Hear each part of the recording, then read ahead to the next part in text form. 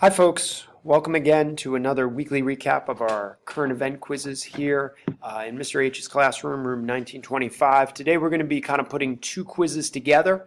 We're going to be talking a little bit about quizzes 4 and 5 for the benefit of our Honors World and Gov and Econ students. So let's get started. We're going to start off with quiz number 4. And in this case, I believe the quiz that you guys looked at involved a series of multiple choice questions. And then for our Gov guys, we threw at you this particular cartoon.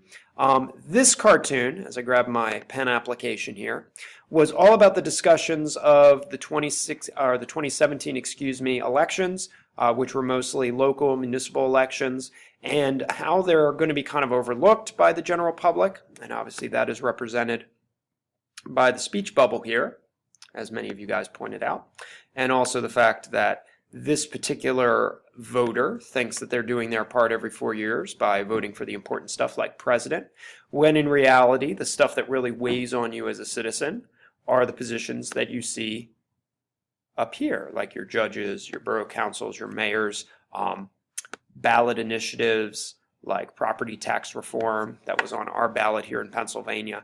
So this was a very appropriate cartoon when we talk about sort of voter apathy, and especially the idea here of living under a rock.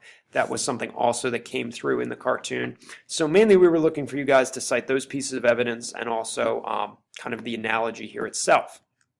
For our Honors World guys, this cartoon is all about the shakeup in the Saudi government, the Crown Prince kind of imprisoning a number of business leaders, political rivals, and how potentially, at least in the mind of this cartoonist, perhaps that could backfire. Now we have the image here of the Saudi Arabian flag.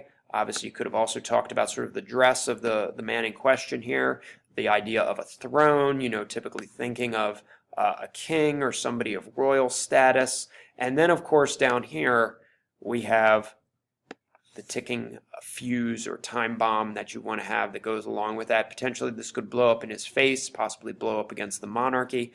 So that was kind of the realm of thinking we were hoping you guys would go with this particular cartoon. Moving over to quiz number 5, this one was a short one. We only had the focus being one political cartoon, and that was kind of it. We'll start with our Gov guys again. This one obviously, which a lot of you guys got, was President Trump's comments at a ceremony for World War II Navajo Code Talkers, where he referred to Senator Elizabeth Warren of Massachusetts as Pocahontas, which is a criticism he's leveled quite a bit over the last couple years at her. Obviously, the speech bubble, a lot of you guys talked about the Make America Great, the obvious caricatures of Trump, like the hands and the tie, and just kind of how ridiculous he looked. Some of you guys also made reference to the fact that, his eyes are covered and just how ridiculous he is. One thing, though, that I felt like a lot of you guys, before I get to that, the Navajo Code Talkers over here and the obvious kind of military fatigues. One thing, though, that I wrote on a lot of papers that a lot of folks left out was a discussion of the speech up here and that idea of squirrel.